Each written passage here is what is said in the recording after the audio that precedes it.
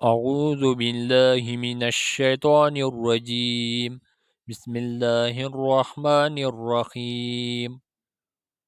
وَأَنِ اسْتَغْفِرُوا رَبَّكُمْ ثُمَّ تُوبُوا إِلَيْهِ يُمَتِّعْكُمْ مَتَاعًا حَسَنًا صدق اللہ العظیم۔ سورۃ ہود کی 3 نمبر آیت مبارک ہے، 11 نمبر پارہ ہے۔ وَأَن اور یہ کہ استغفروا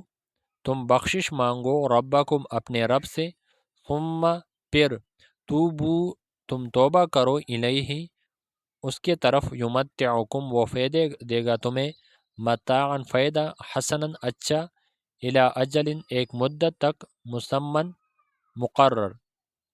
ویؤتی اور وہ دے گا کل ہر ذی فضل صاحب فضل کو، فضلہ فضل اس کا، وَإِن اور اگر تولو تم منہ پھیرو گے، فإنی تو بے شک میں، اخاف میں ڈرتا ہوں، علیکم تم پر، عذاب سے، یوم کبیر بڑے دن کے۔ اس سے پہلے آیت مبارک میں اللہ جل شانہ نے فرمایا کہ اللہ جل شانہ کی طرف سے ایک کتاب آیا ہے جو کہ محکم ہے، اس میں کوئی لفظی یا معنوی خطا کی گنجائش نہیں ہے۔ تو اللہ کے رسول ان لوگوں کو اس کے ذریعے ہدایت کی طرف بلاؤ، ان کو عذاب الہی سے ڈراؤ اور جنت کی خوشخبریاں سناؤ۔ پھر لازمی بات ہے کہ انسان سے کمی کوتاہی ہو جاتی ہے، گناہ ہو جاتے ہیں، تو اللہ فرما رہے ہیں کہ وَإِنِ اسْتَغْفِرُوا رَبَّكُمْ اگر تم بخشش مانگو اپنے رب سے، یعنی اگر تم سے کوئی گناہ ہوئی ہے اور تم اللہ سے بخشش مانگو تو وہ معاف کر دے گا، اور ثم توبوا الیہ پھر تم توبہ کرو اس کی طرف، یعنی آئندہ زندگی میں تم اللہ کی طرف رجوع کر لو، اللہ کی بتائی ہوئی باتوں پر عمل کرو، محمد صلی اللہ علیہ وسلم کی طریقوں پر عمل کرو، یمتعکم متاعا حسنا تو وہ فائدہ دے گا تمہیں اچھا فائدہ، الی اجل مسمى ایک مدت تک، مقرر تک، اور یہ نہیں کہ وَيُؤْتِي كُلَّ ذِي فَضْلٍ فَضْلَهُ اور وہ دے گا ہر صاحب فضل کو، فضلہ فضل اس کا، یعنی ہر نیکی کرنے والے کو، ہر اچھے کام کرنے والوں کو اللہ جل شانہ اپنا فضل دے گا۔ یہاں فضل سے مراد ایک فضل سے نیکی ہے، کل ذی فضل ہر نیکی والا، اللہ اس کو فضل دے گا۔ اللہ کے فضل سے مراد جنت ہے، نعمتیں ہیں، تو اللہ اس کو دنیا میں بھی خوشگوار زندگی دے گا، سکون والی زندگی دے گا، راحت والی زندگی دے گا، اور آخرت میں بھی ایسے بندے کے لیے وہ نعمتیں ہیں۔ تو آیت مبارک کا ترجمہ سمجھ آ گیا؟ وَأَنِ اسْتَغْفِرُوا رَبَّكُمْ اگر یہ تم بخشش مانگو اپنے رب سے، یعنی اپنی ماضی پر بخشش مانگو، ثُمَّ تُوبُوا إِلَيْهِ پھر تم توبہ کرو اس کی طرف، یعنی اپنی آنے والی زندگی میں اللہ کی طرف رجوع کرو اپنے حال اور مستقبل میں، یُمَتِّعُکُم مَتَاعًا حَسَنًا وہ فائدہ دے گا تمہیں اچھا فائدہ، الی اجل مسمن ایک مقررہ وقت تک، وَيُؤْتِي كُلَّ ذِي فَضْلٍ فَضْلَهُ اور وہ دے گا ہر نیکی کرنے والے کو اس کی نیکی کا بدلہ، جس سے مراد جنت ہے۔ تو دنیا میں بھی، یعنی پہلے دنیا میں بھی اللہ اس کو ایک مقررہ وقت تک اپنی نعمتوں سے نوازے گا، اپنی رضا سے نوازے گا، خوشگوار زندگی دے گا، اور آخرت میں بھی ان کے لیے نعمتیں ہیں،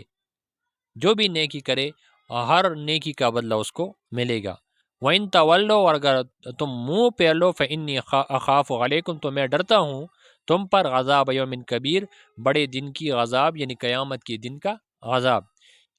اب الی اللہ مرجعکم اللہ کی طرف تمہارا لوٹنا ہے۔ کیا مطلب؟ یعنی نیکی کرو، اگر تم نیک بن کے آ گئے تو بھی اللہ کے سامنے کھڑا ہونا ہے، اور اگر بدی کی تو بد عمل کے ساتھ بھی اللہ کے سامنے کھڑا ہونا ہے۔ تو لہٰذا یہ بات ذہن میں ڈال دو اور نیکی کی طرف توجہ دے، تاکہ پھر قیامت کے دن شرمندگی کا سامنا آپ کو نہ ہو۔ الی اللہ مرجعکم، تمہیں اللہ ہی کی طرف لوٹنا ہے، وہو علی کل شیء قدیر، اور وہ ہر چیز پر قدرت رکھنے والا ہے، اس سے کوئی باگ نہیں سکتا۔ الا خبردار، انہم بے شک وہ، یسنون وہ دوہرے کرتے ہیں، صدورہم سینے اپنے، لیستخفوا منہ تاکہ وہ چھپا سکے اس سے، الا خبردار، حین یستغشون ثیابہم جس وقت وہ ڈانپتے ہیں کپڑے اپنے، یعلمو وہ جانتا ہے، ما یسرون جو وہ چھپاتے ہیں، وما یعلنون اور جو وہ ظاہر کرتے ہیں، انہ بے شک وہ علیم خوب جاننے والا ہے، بذات الصدور سینے والی باتوں پر، سینوں میں جو بھی ہے۔ اچھا، اس آیت مبارک کو سمجھنے کے لیے عرب کی عادتوں کو پہلے سمجھ لیں۔ عرب کی یہ عادت تھی کہ جب وہ کسی بات پر توجہ نہیں دیتے تھے تو وہ ایسے بیٹھ جاتے کہ اپنے دونوں پاؤں پر وہ بیٹھ جاتے اور اپنا سر وہ گھٹنوں پر رکھ دیتے، تو اپنا سینہ چھپا لیتے۔ تو اس کا یہ مطلب ہوتا کہ میں تیری باتوں کی طرف توجہ نہیں ہے، یعنی یہ ظاہر کرتے کہ ان کی توجہ محمد صلی اللہ علیہ وسلم کی طرف نہیں ہے، یعنی اس میں کوئی طلب نہیں ہے۔ دوسری یہ کہ یہ اپنی سینوں کو اس طرح چھپا لیتے، اور دوسری عادت ان کی یہ تھی کہ ان کے یہ سر پر جیسے آج کپڑا باندھتے ہیں، اس طرح یہ پہلے بھی باندھ لیتے تھے، پھر جب گرمی وغیرہ تپش وغیرہ اس پر آتی تو وہ کپڑا وہ چہرے پر ڈال دے۔ تو مقصود یہ ہے کہ یہ لوگ اپنے آپ کو جس طرح بھی چھپا لے، یعنی ان کے دلوں میں جو خناس ہے، بری بری باتیں ہیں، یہ محمد صلی اللہ علیہ وسلم سے چھپاتے ہیں، لیکن محمد صلی اللہ علیہ وسلم کو اللہ آگاہ کرتا ہے، بے شک اللہ جو ہے وہ چھپائی ہوئی باتوں سے بھی واقف ہے اور ظاہر کی ہوئی باتوں سے بھی واقف ہے، وہ سب کی سینوں کی خبروں سے، سب کے دلوں کی خبروں سے اللہ واقف ہے۔ تو انشاءاللہ سمجھنے کی کوشش کرے، آسان ہے۔ الا انہم یثنون صدورہم، خبردار بے شک وہ دوہرے کرتے ہیں، یعنی پاؤں میں چھپا دیتے ہیں اپنے صدورہم اپنے سینے، لیستخفوا منہ تاکہ وہ چھپ سکے اس سے، یعنی یہ کہے کہ ہماری تو آپ کی طرف توجہ نہیں ہے، یا یہ کہ ہماری سینے میں جو بات ہے وہ پتہ نہ چلے اس کی، جو ہمارے دلوں میں جو منافقت ہے، جو خرابی ہے، ان کا پتہ کسی کو نہ چلے۔ تو یہ لوگ کیا کرتے ہیں؟ دوہرے کرتے ہیں، یعنی اپنے پاؤں کو پر بیٹھ جاتے اور اپنے سینے وہ چھپا دیتے ہیں۔ الا حین یستغشون ثیابہم، خبردار جس وقت وہ ڈانپ لیتے ہیں کپڑے اپنے، یعنی جب وہ لوگ اپنے چہرے پر کپڑا ڈال دیتے ہیں، یعلم اللہ جانتا ہے، ما یسرون وما یعلنون جو وہ چھپاتے ہیں اور جو وہ ظاہر کرتے ہیں، انہ علیم بے شک وہ خوب جاننے والا ہے، بذات الصدور سینے والے باتوں پر، اللہ سینوں سے بھی واقف ہے، یعنی پوشیدہ باتوں سے بھی واقف ہے، ظاہری باتوں سے تو ہر کوئی واقف ہے، ہمیں بھی پتہ چلتا ہے کہ یہ کیا کہہ رہا ہے، لیکن جو دل میں ہے اس سے صرف اللہ واقف ہے۔ اچھا، اس آیت کو سمجھنے کے لیے میں نے جو بتایا کہ بیٹھنے کے لیے آپ جب بیٹھتے ہیں نا، جس طرح عام طور پر ہم وضو کرتے ہیں اور تو ہمارے پیچھے اگر کوئی بیٹھنے کی کوئی چیز نہ ہو تو ہم اس انداز میں بیٹھتے ہیں، پھر جب ہم اپنے سینے کو، اپنے جو ران ہے، وہ پاؤں ہے، وہ آپ اس کو پیوس کر لے تو یہ